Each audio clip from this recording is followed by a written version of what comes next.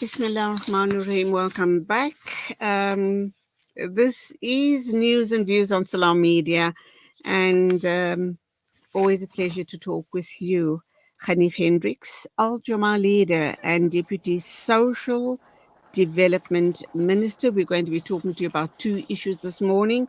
First up, of course, is the issue around the Muslim marriage bill, and possibly the confusion maybe that still seems to be going around as far as the community is concerned. Assalamu alaikum, welcome to the program. Alaikum salam. Thank you very much.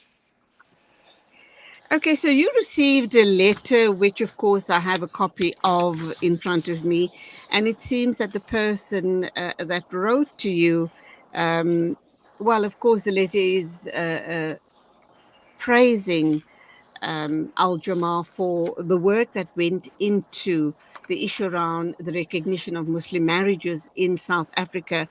But in the letter as well, there does seem to be a bit of confusion and concern regarding the Muslim marriage, the nikah being recognized by the South African government. There's also been talks about perhaps suing one or two of the ministers because of contravention of the rights of Muslims in our marriages regarding not being recognized as the spouse and not being able to qualify for the inheritance if your spouse dies, and other issues that have come up which you are very, very familiar with. Do you want to just correct all of those misconceptions perhaps, so that we as Muslims can go forward knowing that we are well protected? Yeah, no, thank you very much. As you know, that I have been engaging the Minister of Home Affairs in the Sixth Parliament, and we came to an agreement after the attorneys of Al-Jama and its advocates met with the advocates of the Department of Home Affairs, and we mapped the way forward with regard to giving legal consequences to the nikah. A nikah is, in most cases, performed in a mosque and conducted by an imam, and then a nikah certificate is issued to the couple. So that nikah certificate, after 350 years of Islam in South Africa, has never been registered on the National Population Register, and a valid South African Muslim marriage certificate issued. So even during the days of apartheid, there were attempts to find a way to recognize the nikah, but the best endeavors of the apartheid government failed. Then there were commissions established, and the chairman of the commission later became the Chief Justice of South Africa, Ismail Mohammed. They all attempted to find a way to get the nikah issued by our imams recognized, and then getting legal consequences. In 1994, soon after our new dispensation, I was part of a delegation led by Imam Ahmad Qasim, who was the chairman of the Islamic Unity Convention, and we met with his entire Department of Justice officials, and we tried to find a way to get the nikah recognized. That didn't succeed. We know that there are various ulama bodies who tried. We also know that Judge Nafsa, who later became a judge in the Supreme Court of Appeal, was given 6 months to try and find a way to get the nikah recognized. All of that best endeavors did not succeed. Eventually, in 2 or 3 years ago, the Constitutional Court gave a judgment that the nikah is a valid South African marriage, and that Sharia marriage is recognized in terms of our Constitution. And it gave the South African government and the president 2 years to make amendments to the Marriage Act so that the nikah could be recognized as a valid South African marriage and registered on the National Population Register. We assisted the Minister of Home Affairs and we found a way. And the good news is that during the month of October, a young couple went to Home Affairs, took their nikah certificate, and they had 2 witnesses with them, and they brought their ID books along. And within an hour, a valid marriage certificate was issued, and on the certificate, it stated Muslim marriage. And that is one of the most historical events in our 300 and over 50 years of Islam in South Africa. So we want to bring the good news to all Muslims that it is now possible for them to take their nikah certificate and without much ado get issued with a valid South African marriage certificate, and the certificate clearly states that this is a Muslim marriage. And if you tie that to the judgment of the Constitutional Court, the Constitutional Court said that a nikah is a valid South African marriage certificate, and the Sharia marriage is accepted. So that means once you get that certificate, that Muslim marriage certificate, the legal consequences in terms of the Sharia and not in terms of the Constitution or anything else. So that is our Jama-ah's position. That is what we fought for all the years. And Alhamdulillah, when we went to the voters, we asked them, please vote for us, Can and I we will do interrupt that. you there, Ganief? Let me interrupt you there. We need to go for an ad break, but I'm going to leave you with 2 concerns, and I'm sure that you will be able to clear it up for us. So, of course, the onus then is on the newly married couple. It doesn't happen automatically. They need to take their nikah certificate together with 2 witnesses to Home Affairs to then get their marriage recognized under the South African Constitution. That's question number 1. Question number 2, once that happens, are you covered by the South African Constitution in terms of your rights as a married person now? Or if there's any disputes within the marriage, will Sharia law take precedence, or will South African law actually determine going forward regarding this couple and their issues in the marriage?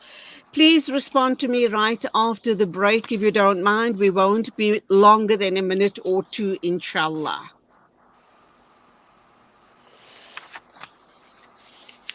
With Salam Media. This is Salam Media, coming to you live from South Africa. After the recent attacks on Gaza, many families have been displaced, with their homes left destroyed. Through your donations, our teams are on the ground in Gaza, providing support and delivering necessary aid to families affected. The people of Gaza need your help. Give hope. Donate today to Penny Appeal South Africa. www.pennyappeal.org.za 031 1100 573. We are here on the ground with many appeal organizations in Gaza. You know, it's a wonder how kids get anything done these days. With all the distractions, when do they even get time to study? As a mother, all I can really do is make sure they have all they need to perform at their best. That's why I choose to include Sunfoil, triple refined pure sunflower oil with every meal I make. Naturally cholesterol-free and approved by the Heart and Stroke Foundation as part of a balanced eating plan. So whether I'm cooking, frying, or baking, I know every dish will be a wholesome one. Sunfoil, now we're cooking. Join Hamza on his exclusive South African tour as he shares his personal experiences, never before seen footage, and powerful insights on the ongoing genocide in Gaza.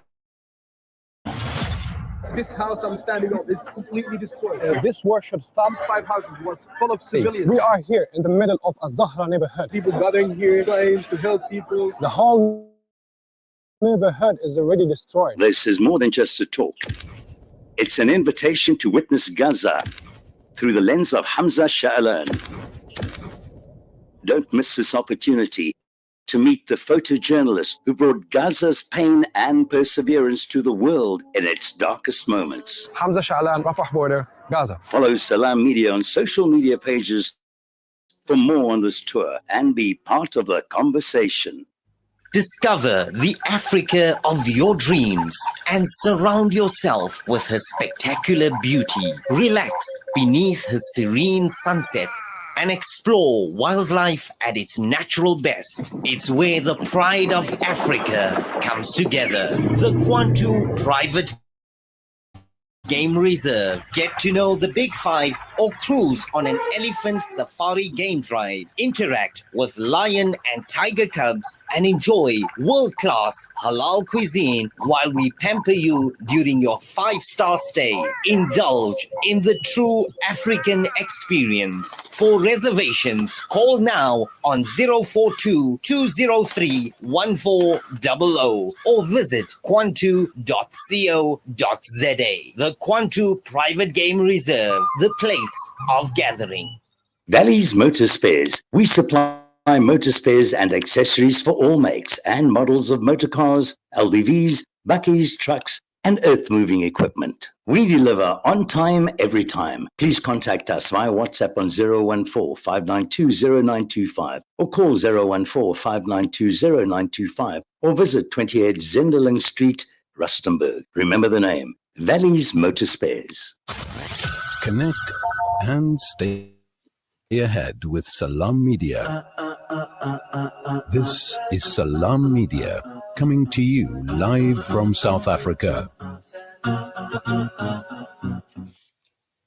Bismillah ar-Rahman ar-Rahim. Welcome back. It is exactly 18 after 8 o'clock and we are talking with Ganief Hendricks. He is the Jama-ah leader and Deputy Social Development Minister. And of course, we are talking about developments on the Muslim marriage certificate. Welcome back, Brother Ganief Hendricks. And I posed 2 questions to you before the ad break. Please do give us the responses. Can you repeat question number 1? Okay. Once a couple enters into a nikah and they receive their nikah certificate from the Maulana or the Imam, I should imagine the onus is on them to go to Home Affairs to have that marriage then registered with Home Affairs. It doesn't happen automatically, does it? No, it doesn't, and that is the case with all marriages in South Africa. Whether the marriage is performed in a church or anyone everywhere else, the couple will have to go to Home Affairs. Sometimes, in the case of the churches, the church takes it to the Department of Home Affairs on their behalf. But it is necessary for the certificate issued by the church, issued by the mosque, issued by a traditional leader. You have to go to Home Affairs. So this applies to all South Africans. I'm just wondering, Ganief, what happens if the couples don't realize that the onus is on them or just neglects to go to Home Affairs to have that nikah certificate obviously recognized by Home Affairs, registered by Home Affairs. What happens in a situation like that? Do your rights then fall away as the brother has raised in the letter to you? No, your rights don't fall away, but it is not registered on the National Population Register because you were negligent and you did not go to Home Affairs. The Imam should tell you before the nikah is concluded that you must go to Home Affairs. So the Imam has also failed you, and that will be very sad. He didn't do his job properly. So the marriage took place. So even people that were married 50 years ago can today go to Home Affairs, like I indicated, and they will be given a valid South African marriage certificate, and the type of marriage the entry on the marriage certificate will say Muslim marriage. Still on the same subject, just to clarify the situation. So let's assume a couple have performed their nikah, they've received their certificate, their nikah certificate. They neglect to go to Home Affairs. A couple of months or years down the line, the husband passes away. Are the woman's rights still protected despite the fact she didn't go to Home Affairs to register her nikah, her marriage? So if her husband passes away, and Allah must give him the Jannat, inshallah, she can still go to Home Affairs and take the nikah certificate, but then she requires a representative of both families to join her, and she has to take along evidence of the nikah or the marriage, photographs, whatever, and sign affidavits. So she will be issued a Muslim marriage certificate in spite of the fact that her husband has been buried. And so she shouldn't, so that is what the minister and myself have managed to put into the new regulations. So alhamdulillah, we are protected either way. Jazakallah for all of your hard work and your party's hard work in making this possible. I want to go to the brother's letter, the communication that he entered into with you. There still seems to be a little bit of concern or misunderstanding regarding his last paragraph to you. Well, two issues. He also talks about it's going to be there's another issue he raises, the president and the deputy minister of justice being in contempt of the court order regarding the Divorce Act, which is not Sharia compliant. What is that all about? Yeah. Remember that the Constitutional Court also made a judgment that Muslim women should have access to the divorce court. And they may want to go to the divorce court if she and the husband can't agree on custody of the children and distribution of the assets and so on. So they may want to go to the divorce court.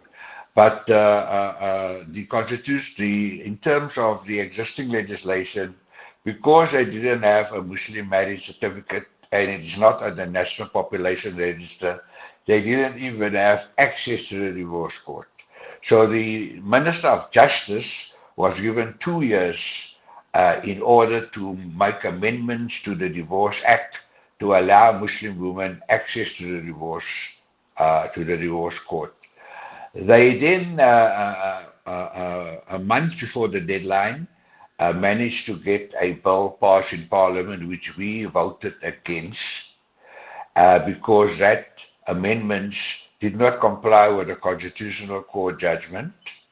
And for example, they made further amendments that a magistrate can give a woman a talak, and only the husband can give a woman a talak.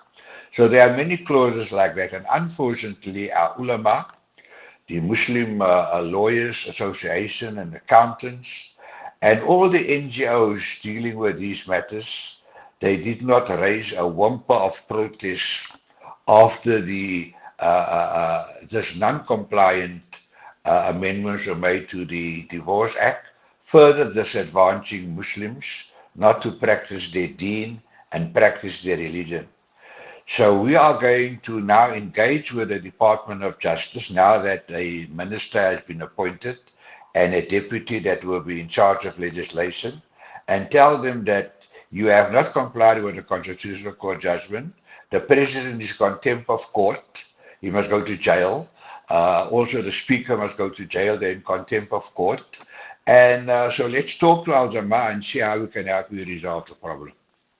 Okay, so that is still obviously under review, perhaps, and Al Jama is working hard behind the scenes to get that issue addressed, inshallah. How soon do you think we can hear, going forward, whether the matter has been concluded or not? We engaged with our attorneys and the senior advocate over the weekend. We had what we call a Muslim personal law indaba with our attorneys, 3 advocates, and we have now briefed them and gave them instructions, and they must now do their work and take these matters further. Finally, the brother also raises issues regarding the cost of certificates during court proceedings.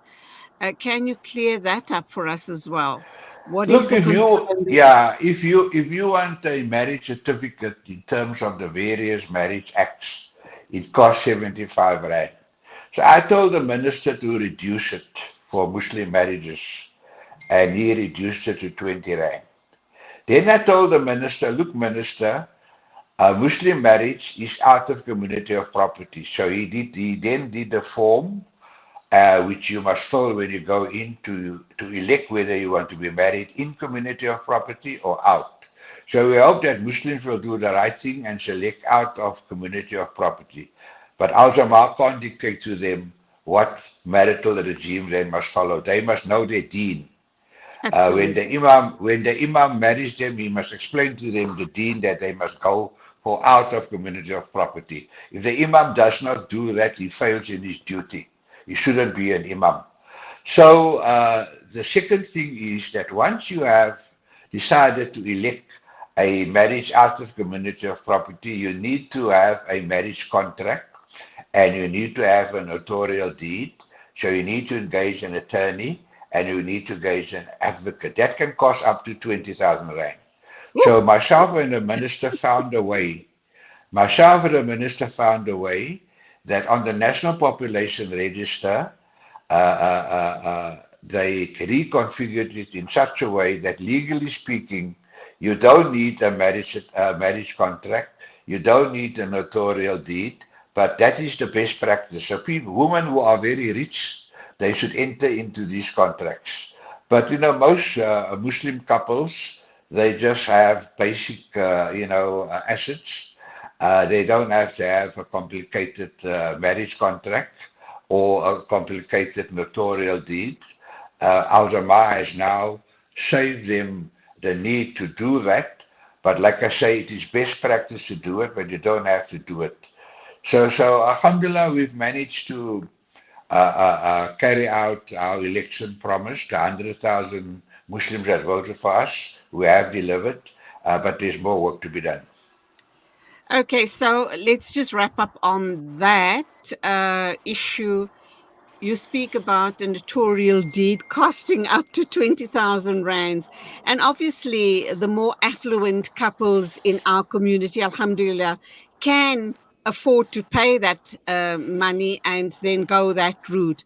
But the rest of the working class community, Muslim community in South Africa, are now covered regarding that issue is concerned. So shukran for all of the thought, effort and understanding that has gone into this matter. We do appreciate it very much.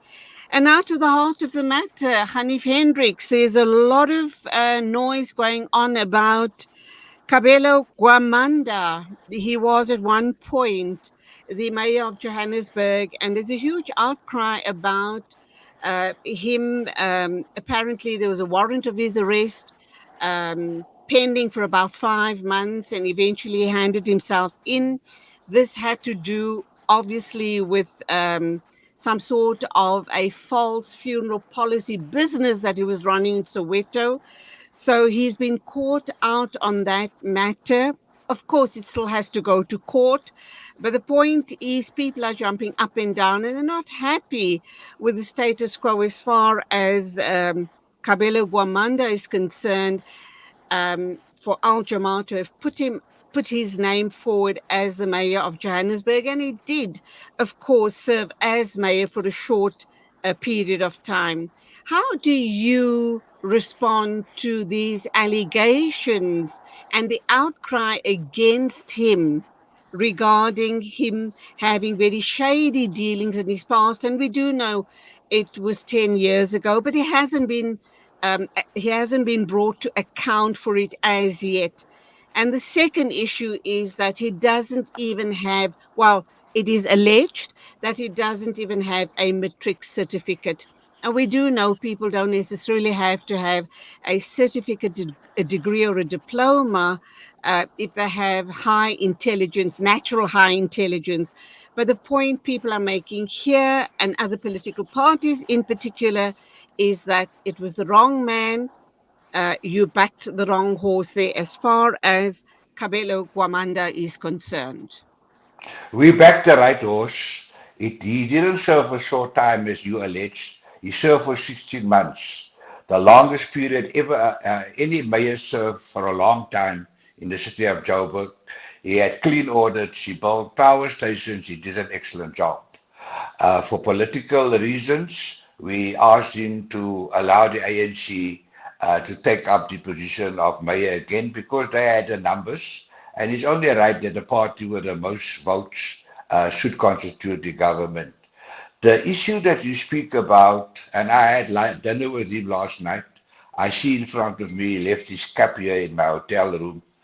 Um, so I managed to clear up all the matters with him. He was a youngster that had a stokvel in Soweto, assisting indigent people to get buried because they were in mortuaries for 3 months because the families couldn't afford the cost of a burial. An African funeral is very expensive. So this is 10, 15 years before he entered politics. So they formed a stokvel, two or three of them, and 25 people joined the stokvel. And they contributed to the stokvel. They also formed a company so they could get a business check account. And the contributions did not match the expenses that they had because people died like flies in Soweto. So eventually they said, look, this is not going to work. We'll go back to try helping people in the informal way, collect money from neighbors to fund the funeral. And they told the people that, look, we are going to refund your monies from our own pockets because the monies that were paid into the stokvel did not cover the cost of the funerals. If 3 people died in 1 month, then that depleted the funds that those 25 people contributed to the stokvel. They then, on the basis of being upright and moral people, said, look, the stokvel failed, but we will speak to our families, our mothers, because we are not working, we are poor. We'll ask them to assist in refunding your contributions, which was used to bury other people. So it wasn't a Ponzi scheme. It was a stokvel, which was very common in the African areas. So the community understood and thanked them for the hard work that they did and continuing to bury people, but collecting money in another way, going to neighbors and friends to fund the funeral. And there were some people that fell through the cracks, and there were 2 people only that where the beneficiary died, one for 8,000, one for 10,000. They never 10 years ago came forward to claim the money because the office closed down. Obviously, they didn't know where to go to. And so they've now appeared, laid charges, and said that they were entitled to a funeral benefit of 8,000 and the other 10,000. And Okay, that is a civil sure. dispute at the moment. All right, so you standing behind him Uh, and the Altamar yes, and also supporting him. the charges should be withdrawn in the next day or 2. Okay, so we'll keep our eye on that matter and talk with you in the near future. You are very confident in the fact that you have backed the right man there, or the right horse. In closing, then, let me also just add that 16 months to serve, but I guess South African politics being what it is, and Johannesburg having had the issue around the mayoral musical chairs, in your mind, you believe 16 months is a long stretch. I Yeah, have look, to agree with you. you must remember that 3 mayors died in accidents Mhm. and only served for a few months. The DA served for a few months. The Action SA served for 3 months. 16 months in Joburg is a Is long time and a the victory. record. Okay, we'll take that point. Thank you indeed for talking with us. As always, appreciate your valuable time. Go well, and assalamu alaikum to you. Alaikum salam wa rahmatullahi wa barakatuh. There you have it, Ganief Hendricks, the Jama-ah leader and deputy social development minister, supporting Kabelo Gwamanda to the hilt, claiming that it was not a Ponzi scheme. Kabelo was not out to scam people. It was a stock fell. This is according to Ganief Hendricks, and the meeting he's had with Kabelo Gwamanda, that it was a stock fell, but it wasn't feasible, so they had to shut shop there.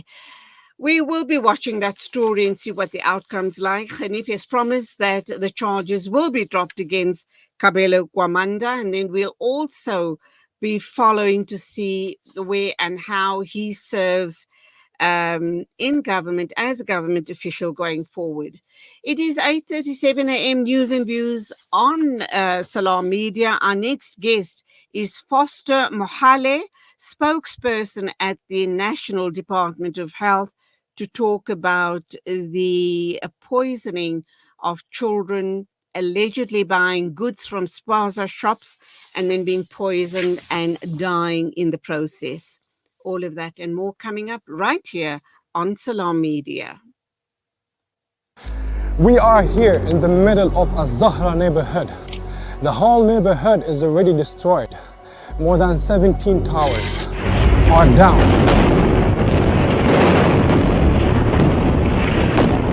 Here, as you can see, the firefighters trying their best to help. The people are still under the rubble. A lot of the people. Join Hamza on his exclusive South African tour as he shares his personal experiences, never before seen footage, and powerful insights on the ongoing genocide in Gaza. This is more than just a talk. It's an invitation to witness Gaza through the lens of Hamza Sha'alan. Don't miss this opportunity to meet the photojournalist who brought Gaza's pain and perseverance to the world in its darkest moments. Follow Salam Media on social media pages for more on this tour and be part of the conversation.